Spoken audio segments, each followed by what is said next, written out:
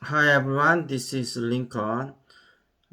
Today is 23rd of June 2021, Wednesday.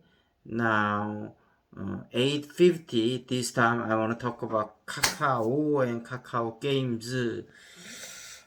지금 조금 피곤하네요. 조금 피곤한데, 오늘은 코스피하고 코스닥하고 둘 다 조금 올라가면서 뭐 많이 상승하진 않았지만 그래도 상당히 괜찮은 장이었고 아마 여러분도 수익이 좀 오늘 늘었을 거라고 생각이 되는데 수익이 늘지 않은 분들은 빨리 링컨한테 온오프라인 상담을 하시길 바랍니다. 오늘 카카오가 6.6% 올랐는데 16만 9,500원. 무서운데 이제 거품 얘기가 슬슬 많이 나오고 있는데 제 생각을 좀 말씀드리도록 하겠습니다. 이렇게 쭉 자료를 검색하다가 기가 막힌 말이 있었는데요. 카카오의 최저가는 오늘이다. 이런 말이 있었어요. 그래서 그 카카오가 지금 현재로는 굉장히 좀 고평가된 것처럼 보이는데 문제는 실적이 어마무시하게 좋아지고 이제 그 상장하는 회사들이 이제 줄줄이 대기하고 있지 않습니까? 근데 이게 상장이 다 되면 카카오의 가치가 떨어질 것이다 이렇게 생각을 하는데 우리가 두 가지로 봐야 되는데 상장을 하게 되는데 이게 몇 년 걸릴 것 같아요. 쭉 다 하면 몇 년은 최소한 5년은 계속 상장할 것들이 남아 있다는 얘기고 그럼 과연 그 후엔 상장할 게 없을까? 또 계속 있을 거라고 생각이 되고 그 다음에 카카오 상장사 중에 잘 나가는 게 있으면 카카오 일부 팔아서 수익 많이 내고 카카오 자회사로 또 옮겨 타면 되지 않습니까? 그거는 크게 걱정할 부분이 아닐 것 같고 그다음에 이번에 카카오가 카카오 커머스를 다시 합병을 하지 않습니까? 이렇게 상황을 봐서 또 분사했다가도 전략적 판단에 의해서 이게 합병하는 게 좋다 싶을 때 또 합병할 수가 있거든요. 그러니까 지금 분사하는 게 많은 그 애널리스트들이 나와서 악재라고 얘기하는데 꼭 그렇지는 않을 수도 있다. 그렇게 얘기가 되고요. 네이버가 또 최근 이제 좀 카카오가 너무 많이 뛰다 보니까 같이 많이 뛰는데 바람직스러운 현상이라고 보고 네이버가 그동안 많이 못 뛰었으니까요. 근데 이제 2020년 작년을 보면 네이버도 나쁘지 않았습니다. 44.79%가 상승을 했는데 카카오가 117.59%를 상승을 했죠.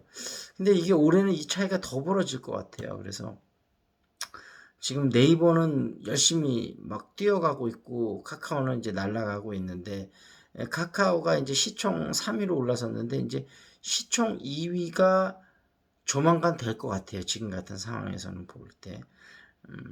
그래서 카카오가 물론 여러 가지 부담감은 있지만 지금 상황에서는 예전에 이제 그랬잖아요. 테슬라도 막 문제점 많다면서 계속 갔잖아요. 카카오도 그렇게 계속 가다가 물론 어느 순간에 오면 중간중간에 살짝살짝 조정을 받겠죠. 그러다 어느 순간에 오면 지금 요즘 많이 조정받듯이 카카오도 어느 정도 크게 조정을 받는 시점이 분명히 오기는 올 것입니다. 그렇지만 지금은 아니고 좀 꽤 후의 일이 될 가능성이 높다. 그렇지만 제가 분명히 말씀드렸습니다. 단기적인 조정은 중간중간에 올 수 있습니다.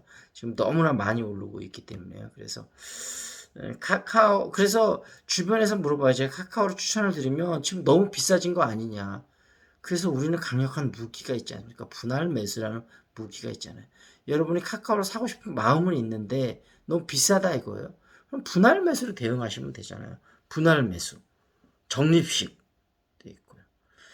그래서 그런 걸로 카카오를 꾸준히 대응하시면 다른 어떤 주식을 투자하는 것보다 현재로서는 해피하다. 그래서 다시 한번 말씀드리지만 여러분 주식 포트폴리오 안에 20%, 10%에서 20%는 카카오가 반드시 있으셔야 되고 카카오가 내 포트폴리오에 하나도 없다. 아니면 아주 적게 뭐 한 2%, 3% 있다. 이러면 여러분의 투자는 다시 한번 점검을 받아야 되는 포인트다. 그렇게 말씀을 드리고 올 하반기에 이제 크래프톤이 상장하게 되면서 게임 업계에 지각 변동이 일어날 수 있을 것 같은 게임의 3대장 있지 않습니까? NC소프트, 넷마블, 그 다음에 넥슨. 이게 이제 크래프톤이 이걸 깨고 1위로 올라갈 것 같고, 이 틈바구니에서 카카오 게임즈가 오딘이 또 이제 좀 있으면 만들어지고 또 신작들이 계속 나오면서 사실은 저 카카오 게임즈를 다 팔았거든요.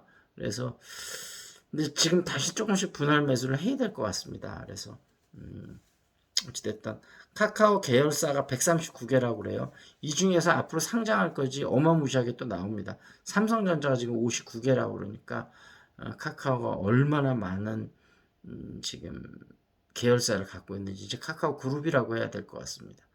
아직 매출은 뭐 그룹 되기에는 하긴 하지만 주가 총액은 우리나라 뭐 시총 3위면 카카오 그룹이라고 해도 되죠.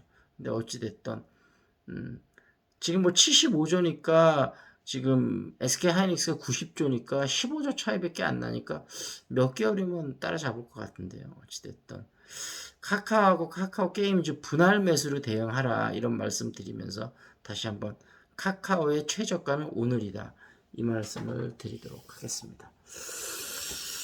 그리고 좀 이따 이제 9시인데 9시에는 또 우리 잉글리시 샤우팅 있지 않습니까? 지금 잉글리시 샤우팅 일주일 무료 참여가 가능하니까 많이 참여해 주시면 좋을 것 같고요. 김용민 TV에 팟캐스트하고 유튜브하고 같이 나가는데 여기 이제 한 달 동안 한번 광고를 할까 지금 고려를 하고 있거든요. 하게 되면 많은 응원 좀 부탁드리도록 하겠습니다. 그다음에 한국 사람 만들기 요거에 대해서 좀 말씀을 드리도록 하겠습니다. 지금 한국 사람 만들기 제2부 친중 위정 척사파 이렇게 나가네요. 조선 말의 위장 척사 사상은 흔히 화서 이항로와 면함 최익현 학문에서 비롯된 것으로 알려졌다. 그러나 위정 척사파의 기원은 병자호란을 겪으면서 형성된 후기 조선의 친명 반청 이념과 소중화 의식이 소중화라는 건 작은 중국이죠. 의식으로 거슬러 올라간다. 청의 중원 제패 1644년 명이 멸망하고 오랑캐 청이 중원을 차지한다. 명은 조선의 모델이었을 뿐만 아니라 임진왜란 당시 원군을 보내 일본을 격퇴하는데 결정적인 역할을 한 동맹국이었다. 명의 멸망은 조선이 의존하던 세계 질서 문명의 축이 붕괴되었음을 의미한다. 비유하자면 북한이 미국을 무너뜨리고 북미 대륙을 차지한 것과 같았다. 그렇죠. 비유를 하자면 그렇습니다. 자유민주주의와 자유시장 질서를 조화시킨 체제를 만들어내고 이를 자유개인주의 사상을 뒷받침하는 최첨단 문명을 만들어낸 미국이 한국의 안보를 끊임없이 위협하는 북한에 공격당하고 힘없이 무너지게 된 것과 마찬가지 상황이었다. 그야말로 천붕지회의 형국이었다. 그렇죠. 야, 이 북한이 미국을 무너뜨렸다는 얘기를 하니까 정말 이 말이 좀 실감 나네요. 청이 그 명나라를 무너뜨린 사건이 그 당시에 어떤 의미가 있었는지 그런 부분이 좀 생각이 되네요. 그리고 이렇게 이제 스마트 사이언스 요거 모기에 대해서 좀 얘기하고 있죠. 지금 우리가 오늘날에는 생명을 위협하는 야생동물이 거의 없거나 있다 하더라도 별다른 위협이 되지 않는 마을과 도시에 살고 있다. 현대식 건물에는 화재 감지기가 사람 대신 화재 냄새를 맡아주고 식약청에서는 우리의 혀 대신 식품의 안전성을 검증해준다. 안타깝게도 더 이상 사용하지 않는 기능은 퇴하기 마련이다. 나방은 5km나 떨어진 곳에도 다른 나방의 냄새를 맡을 수 있지만 사람은 향수를 뿌리지 않는 자연들의 채취를 맡으려면 그 사람의 피부에 코를 바짝 들이대야만 한다. 일상생활에서 사용하는 화학물질이 인간의 후각을 더욱 무디게 만들기도 한다.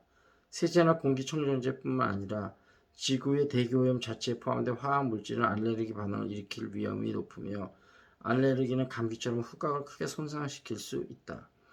최근에 학술지 네이처 제네틱스에 실린 한 논문에서는 냄새를 식별하도록 해주는 유전자의 상당 부분이 이제는 더 이상 기능하지 못할 수 있다는 충격적인 사실이 발표되기도 했다. 동물의 코는 차원이 다르다. 이거는 좀 이따 다시 한번 보도록 하겠습니다.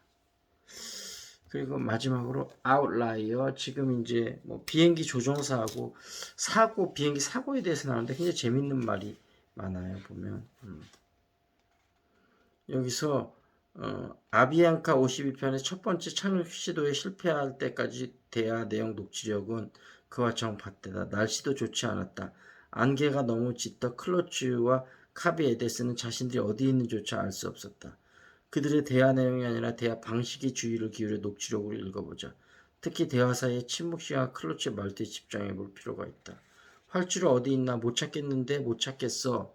그들은 랜딩 기어를 집어넣었다. 기장은 클로치에게 다음 착륙 신호 요청하라고 지시한다. 10초 경고. 혼자 말했다. 연료가 없어. 17초 후 조종사들은 상황에 대해 서로 기계적으로 설명한다.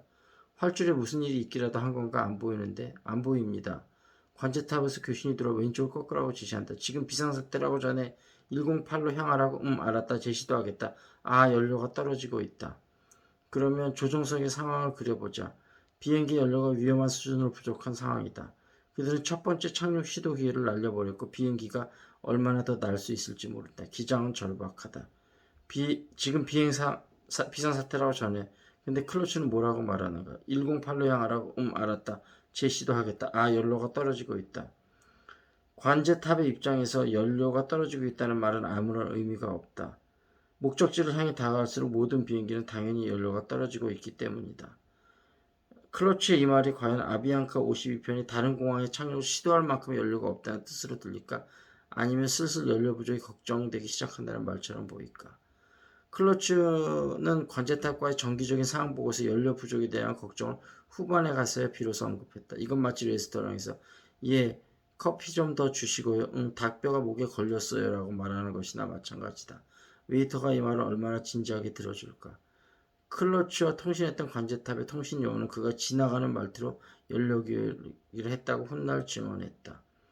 폭풍이 몰아치는 밤이면 모든 관제탑 통신 요원은 조종사들이 연료 부족 타령을 신물나게 듣는다. 클러치가 중간에 아 하고 한 박자 쉼으로써 자기 말의 중요성을 강조했을지라도 결과는 마찬가지였을 거다. 부기장은 대단히 일상적인 어투로 말했다. 비상사태에 놓인 사람의 목소리가 아니었다. 참 이게 그러니까 자기가 심각한 상황이면 정말 심각한 어조로 얘기를 해야 된다는 거예요. 자, 여기서 마무리를 짓고 카카오하고 카카오 게임즈 대응 방법을 알려드렸으니까요. 한번 분할 매수로 대응해 보시고요. 그렇지만 최종 판단은 여러분에 있으니까 여러분이 충분히 리서치하시고 결정하시기 바랍니다. 자, 여기서 마무리 짓겠습니다. This is Lincoln. See you next time.